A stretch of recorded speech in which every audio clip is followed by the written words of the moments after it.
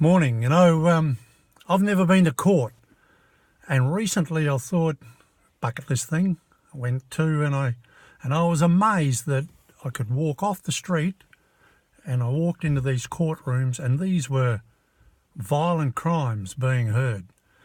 And the first two cases I sat in, they were bad men. You could just tell. I could look at them, and they were bad men, and the evidence was mounting up big time on them, and they would have been simply just bring your toothbrush, mate, because you're going to prison. That's what was going to happen to them.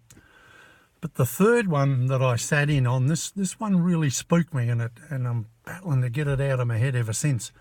And I looked at this young lad, and they were the court, and they, again, full jury. So I don't know what he'd done, but got to be pretty serious to get full jury.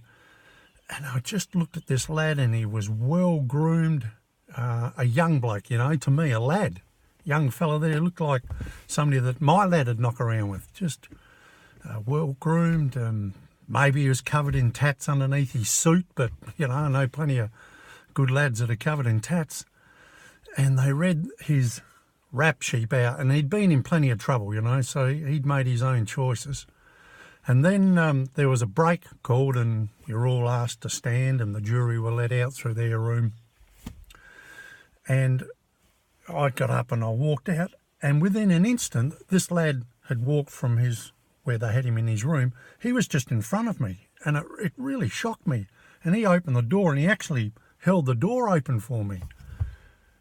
So I walked out after him, and when we got outside into the public area there, he turned around and he put out his hand and he introduced himself. He said, "G'day, mate, I'm whatever." And it really shook me because it just did. And I said, "Oh, yeah, mate, I'm Tom. I'm just a member of the public, mate. I'm just killing a bit of time. So you're having a tough day."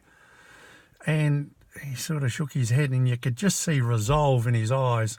And the other thing that struck me is in the court, I was the only member of the public there. He had no support. There was no family or friends. His fate was in that room, and there was no one else there. And you could see he was really wanting to open up to a conversation.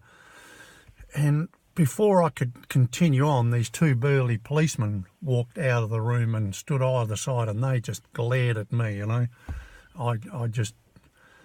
I shouldn't have been there, I guess. I don't know. And I turned off, and I called him by his name. I said, "Hey, all the best with this, mate." And he said, "Yeah, no, thanks, mate." And he just sat down on the seat there. And, as I walked away, I thought to myself, I really in some ways felt that I let the lad down. Like, he let himself down. He got in that position. But somewhere along the line, he'd been let down, There was something that triggered him getting into that trouble. But I tell you, it spooked me ever since that how do lads get in that situation. It just, I wondered where he ended up that night. Did he have a toothbrush? Is he now locked up, or were they going to give him a reprieve? But I don't know. It just spooked me. Anyway, cheers.